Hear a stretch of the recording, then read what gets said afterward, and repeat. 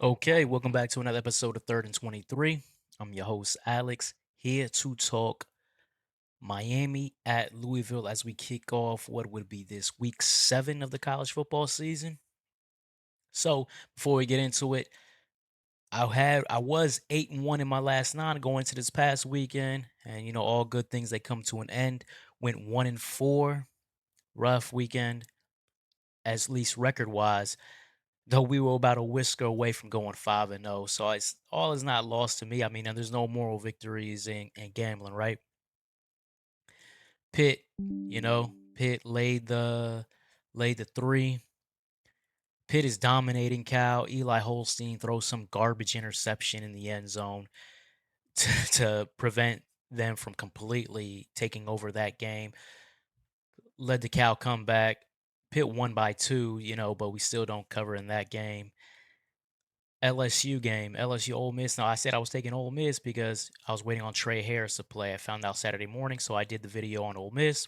Trey Harris did play, gets hurt around half point of the game.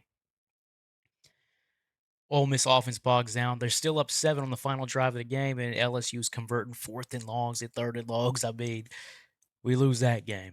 Kansas State's up 10, second half, in control of the game. They threw a goofball pick on a fourth down that gets Colorado back in the game. K-State wins by 3. I lose off the half point. And then Louisville, this very same Louisville's up 10 against UVA. Below that lead, they ended up winning by 4. So we were close to 5-0, but 1-4 it is. Can we bounce back and get it back to what we were doing this week, starting off with the Canes and the Cards? So when you're looking at this game, you look at the last 3 games of Miami first. South Florida, okay, blew them away. You got the Virginia Tech game where Virginia Tech, in my opinion, hits a Hail Mary to win the game. I think something went on there with the ACC headquarters and officiating crew. And Virginia Tech, they ended up overturning the call, and Miami wins that game 38-34.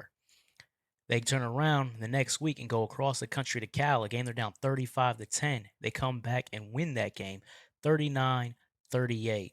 So Miami coming off 2 doozies of games. They needed a break, and they got that break last week, getting that bye week. I think that bye week came in just in time. If Miami had to play a third game in a row after those 2, I don't know how things would have went. Then you look at Louisville. Louisville, I talked about last week, but they lose to Notre Dame. An They lose to Notre Dame, a game they dominated, but turnovers cost them the game, as Notre Dame didn't even hit 300 yards offense. They lose to SMU only by a touchdown, but the reality is SMU's offense barbecued the Louisville defense all game long. And then they beat UVA in the game I just mentioned, 24-20, in a game that I actually believe UVA outplayed them. So to me, when you're looking at Louisville, you're saying lost to Notre Dame, and Riley Leonard for Notre Dame was effective passing the ball, and Notre Dame doesn't have an effective passing attack, but they were effective against Louisville. Lose to SMU, got cooked defensively. Lose to UVA, Anthony Calandria and Malachi Fields were just going crazy. That or not, they didn't lose to UVA, they beat UVA, but they should have lost this game. So to me, I'm looking at Louisville and I'm saying, man, I think maybe they should have lost 3 games in a row right now. But as it stands, they would win. They did rally in the final drive to beat UVA 24-20.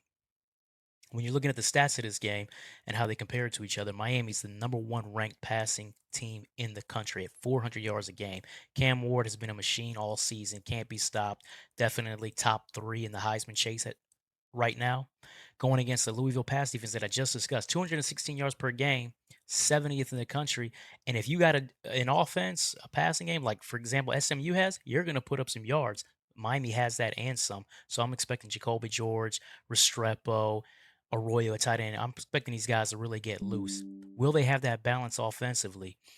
Mark Fletcher, Damian Martinez running game actually hasn't really been what I thought it was going to be. Maybe it's because they're focusing on the passing game, but those guys really haven't gotten off. They're 2 good running backs, so they're capable, but they haven't really been a focal point of the offense. Miami's rush defense, just to note, is average giving up 63 yards per game. I think I got that ranking right. I don't think they're first in the country, as I think that's Ole Miss, but they're definitely top 10 in the country in rushing yards allowed per game. Louisville with Isaac Brown finally starting to settle in as the starting running back for the team. That's going to be an interesting matchup between those two. But for me, the X factor in this game is Tyler Shugg, the quarterback for Louisville. That guy. He needs to be that guy for Louisville to win this game because Cam Ward is going to do his thing. Cam Ward is going to get off. Will Tyler Shugg get off? If you watch that game against UVA, you know the answer to that is no. He's basically throw it to Ja'Cory Brooks and hope Ja'Cory Brooks makes a play. A one-man gang at wide receiver is not going to beat Miami. I was surprised this game was only 4-point favorite for Miami. That's why I wanted to do this game now, as I believe the Miami Hurricanes are going to win this game by double digits in Louisville. I think the bye came in at the right time for them to settle down, get settled in. I think the Canes go into Louisville and keep this thing going, win this game by double digits. I'm going to lay the 4 and take the Miami Hurricanes. So that's that. If you like the content, please like, follow, subscribe. As always, I'm gonna have some more games later this week or as throughout the week. And if you like the content, like, follow, subscribe, as I said, and you can see my YouTube handle here in a few seconds. Take care.